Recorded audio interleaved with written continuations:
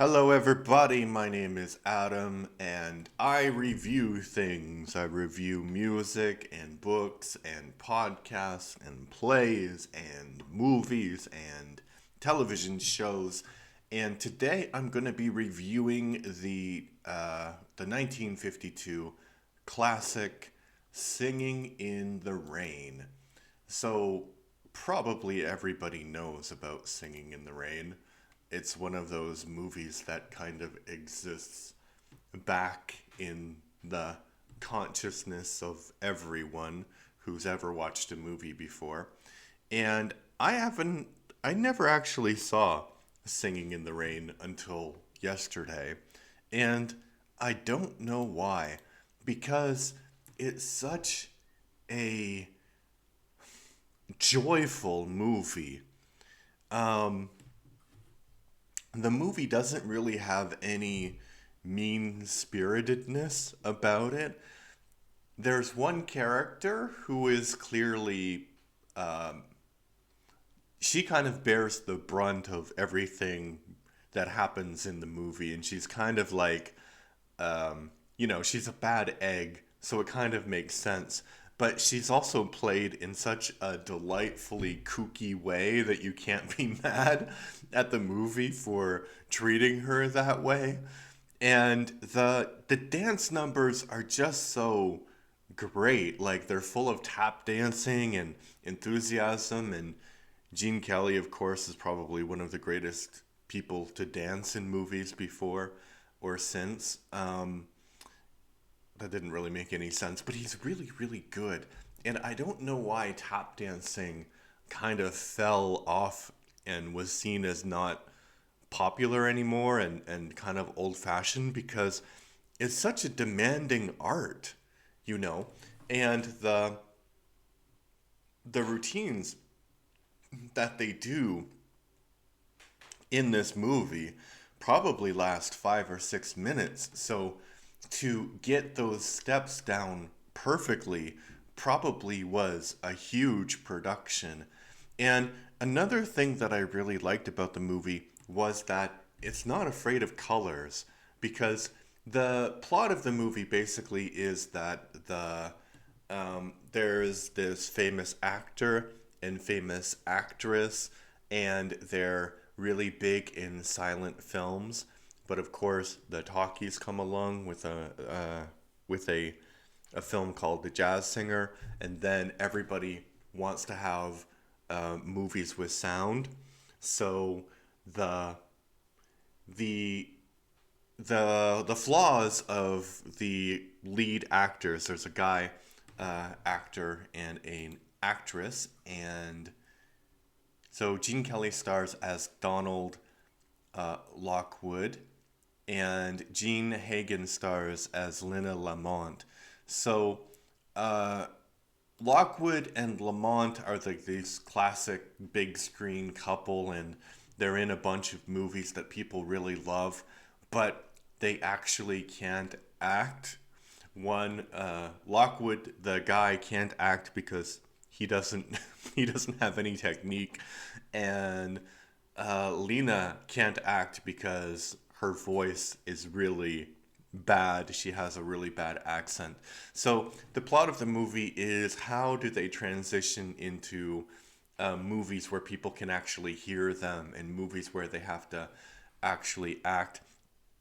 And the love interest of the movie is played by Debbie Reynolds, and she plays this woman who is like a real actress, and she takes her art seriously.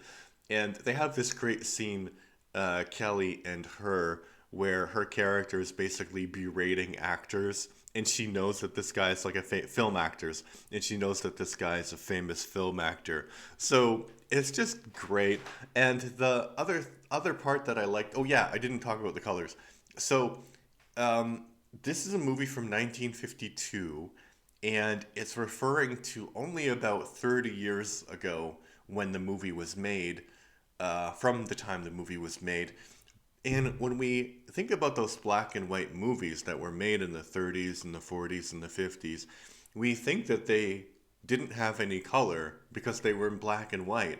But you see the costumes of all, and I think that they probably went a bit over the top because color also was a new thing in movies at the time in 1952. They maybe went a little bit over the top, but it's great to see like, gangsters in yellow suits and like showgirls and like bright green costumes, and it's great. And I think nowadays all of that stuff would be very, very muted because maybe the 1950s went a bit too far in loving color, but I think that we've also went in the opposite direction. And I think of a movie where I really liked the everything about the movie. It's my favorite musical, Chicago. But if you look at the costumes, they're so modern, you know. There's not a lot of color. And the movie is like dark, right? Because it's about murders and all of that stuff and crime in Chicago. And you can see the connections between that musical and some parts of this Singing in the Rain. And it's, there's a part, I think it's called Manhattan Melody or something. There's like a long section at the end where the guy goes through different sort of songs and different environments, and one he's in this nightclub with like a femme fatale kind of character played by Debbie Reynolds and some mobsters, and she's wearing like this green kind of outfit, and the mobsters are like wearing tuxes, and they're like, they're flipping coins and stuff, and they have this bit where they're flipping coins. So it's completely not realistic, but it has influenced generations of people when they think about music and musicals in movies. And as I said, it's just so joyful. There is a really long section. I didn't mention Donald O'Connor. He plays Cosmo Brown, and so basically, Lockwood and Brown were this sort of vaudeville act, and when movies started, Lockwood was the main actor, and Brown would provide like mood music to the people when they were acting to get them in the mood, and that was his job. So I guess that was a job that people had. Yeah, but anyway, he does this big number. So they're vaudeville performers, right? So they're like tap dancing and doing like this great number.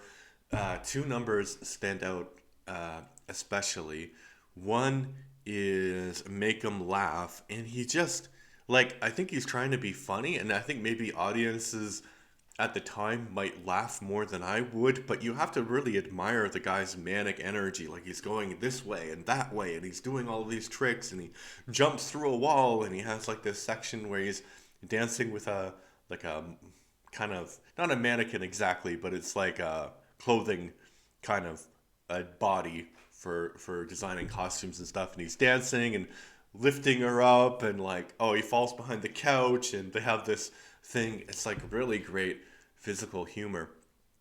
And then later, Kelly and him have a scene where obviously they need to learn diction and elocution because their voices are going to be heard on film.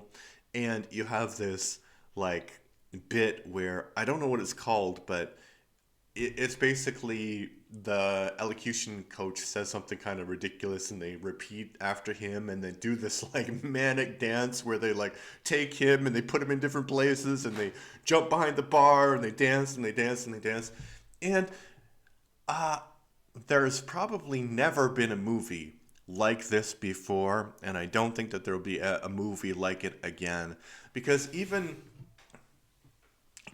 like there was this fad of having like dance off movies in the late 90s and early 2000s, like Step Up to the Streets and all of that stuff. And the dancing in those movies is always constrained by the plot. Nobody just randomly dances, and nobody is as manic. They don't have like the dance moves in those movies are much more modern, but they're not as manic as this tap dancing, this like crazy energy, and it's really really good, I think. And I miss that in movies. Um, Another great thing about the movie is actually Jean Hagen. So as I said, she's playing Lena Lamont, and Lena Lamont is like the typical stuck-up starlet, but her mouth, when she opens her mouth, she has like this really horrible accent, and it's like a mockery of sort of like a New York accent, but it's like even 10 times worse than that. And she does such a great job of playing that character that, you kind of hate her, but you just want to see more and more and more of her. And yeah, I don't know. I think like some of the numbers maybe don't hold up as much. But the numbers that do hold up, like Make 'em Laugh and that one with um, the elocution coach, they really carry the whole thing. It's vibrant. It's like one of the most joyful movies you can imagine. So I would recommend, if you're feeling depressed or down or whatever, watch this movie. It will really help you feel better about life. And yeah, Gene Kelly is like he's playing this sort of film star, and he doesn't have the looks to play a film star, but he has the charisma, right? And clearly he can dance. So, and it's just great watching them dance in unison. Yeah, I don't know much about Gene Kelly, and you know, maybe there's some dark secrets I don't know. Probably I'll watch more of his movies, but we'll see. All right.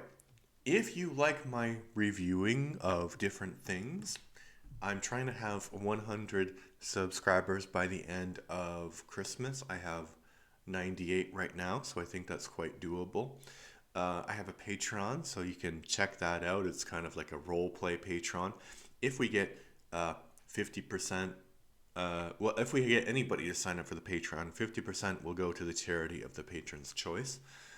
Yeah, and maybe just recommend some Gene Kelly movies or musicals that you think I should watch for this project. All right, thank you very much. Bye bye. Bye bye bye bye bye bye. Make 'em laugh. Make 'em laugh.